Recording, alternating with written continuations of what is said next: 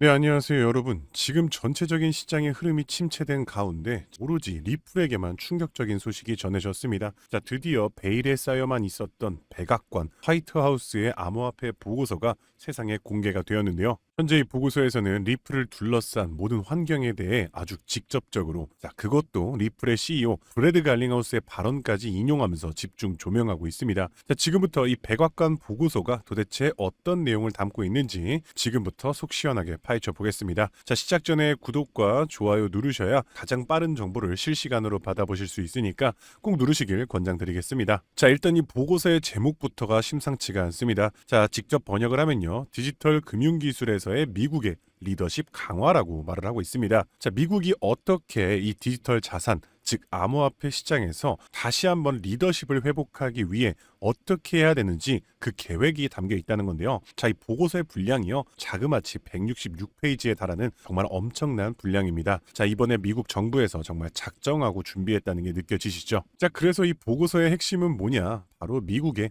암호화폐 정책 목표를 명확히 하겠다는 겁니다. 자, 첫 번째는 금융 안정성 확보에 있고요. 두 번째는 이 코인에 대한 소비자와 투자자를 보호하겠다. 세 번째, 미국의 기술 혁신과 경쟁력을 유지하겠다. 네 번째, 그리고 디지털 달러와 CBDC 연구도 계속해서 진행하겠다. 여기서 그리고 그 다음에 가장 중요한 내용이 나오는데요. 그동안 지긋지긋하게 리플의 발목을 잡아왔었던 이 SEC와 CFTC 상품선물거래위원회죠. 이들의 역할을 명확하게 구분하겠다라고 한 겁니다. 자, 이게 왜 중요하냐면요, 과거에 리플이 증권이냐 상품이냐를 두고 싸웠던 두 기관의 역할에 대해서 이제는 선을 그어주겠다는 뜻입니다. 과거의 실패는 인정한다. 이제부터 너무 지나치게 엄격했던 망치 규제를 끝내겠다는 뜻입니다. 그래서 이 보고서의 진짜 하이라이트, 정말 중요한 문단이 다음에 나오는데요. 이 문서 내용을 살펴보면요, 과거 트럼프 전 정부였던 바이든 행정부 시절에 아주 중대한 전환점이 있었었다고 합니다. 나쁜 쪽으로 말이죠.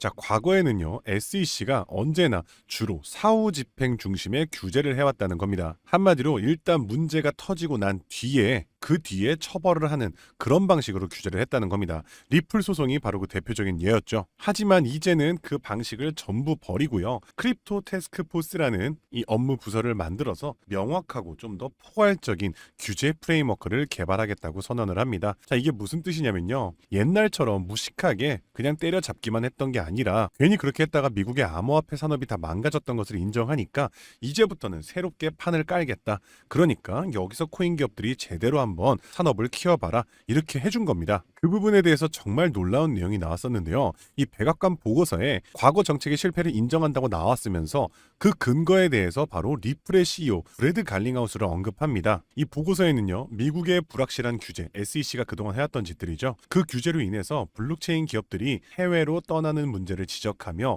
그 증거로 리플의 CEO 브래드 갈링하우스가 했던 말을 직접 보고서에 인용했다는 것이죠. 그 내용에 보시면요, 브래드 갈링하우스가 혼란스러운 규정 때문에 미국 내에 많은 암호화폐 회사가 미국을 떠날 수도 있다라고 말을 했습니다. 이 내용이 직접 보고서에 실렸다는 건데요, 이 리플의 주장을 미국의 최고 기관이 맞다고 인정을 해줬다는 것이죠. 실제로 브래드 갈링하우스 리플 CEO는요, 인터뷰를 통해 유럽은 암호화폐에 대한 리더십을 제공하고 있고 아랍에미레이트나 영국, 싱가폴 같은 나라들은 이미 명확한 규제를 만들어서 관리를 해주고 있는데 미국만 뒤처지고 있다. 미국만 일단 처벌을 때리고 본다. 이것에 대한 강력한 비판을 했었다는 것이죠. 그래서 백악관이 이렇게 리플 CEO의 말을 언급을 하면서 인정을 한 겁니다. 자, 우리가 잘못한 거 인정한다. 이제부터 바꾸겠다라며 강한 의지를 표명한 것이죠. 이것은 미국이 이미 리플과 함께 손을 잡고 있다는 숨길 것도 없는 명백한 신호고요. 미국이 블록체인 개발 감소세를 뒤집고 전 세계 암호화폐의 패권을 다시 잡겠다.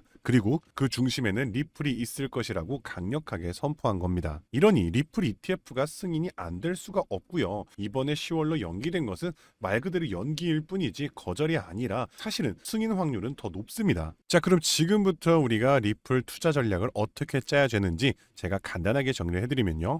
일단 투자 비중은요, 전체 투자금에서 20에서 30%만 리플에 투입하는 것을 추천드립니다. 하지만 절대로 한 번에 다 매수하시면 안 되고요. 분할 매수가 핵심입니다. 예를 들어 10,000개를 사시면은 구매할 때는 2,000개씩 5번에 나눠서 매수를 하셔야 되는 거고요. 가격이 중요합니다. 3달러 아래일 때 적극적으로 모아가시는 걸 추천드립니다. 그리고 100배 간다고 해서 뭐 끝까지 버티시면 안 됩니다. 분할 매도도 굉장히 중요합니다. 10달러에 도달했을 때 리플이 10달러에 도달하면 20% 정도 매도를 하시고요. 30달러 도달했을 때 30%, 100달러 도달 시 30% 또다시 매도를 하시면 되겠습니다. 나머지 20%는 반드시 장기 보유를 하셔야 되고요. 명심할 것은 절대로 감정에 휘둘려서 매수를 하시면 안 됩니다. 눈에 보이는 객관적인 데이터가 중요합니다. 온체인 거래량이라던가 기관 동향을 반드시 저와 함께 또는 빠른 정보와 함께 움직이시는 게 제일 좋겠고요. 자, 여기까지 보셨다면 이젠 느끼셨을 겁니다. 자, 이런 투자 시장은요, 단순히 차트나 뉴스 몇 개로 설명되는 게 아니라 흐름을 같이 읽고 방향을 잡아가는 긴 여정입니다. 그래서 저는 이 여정을 혼자가 아니라 함께 가고 싶은 분들을 위해 스터디방을 운영하고 있는데요. 더 깊은 공부를 원하시는 분들을 위해서 미국 시간대에 가장 빠르고 공신력 있는 정보들, 그리고 급등 종목, 매수 매도 전략까지 업로드하고 있습니다. 따라서 많은 도움이 되실 거라 생각하고요. 이 스터디방 가입 방법은 간단합니다.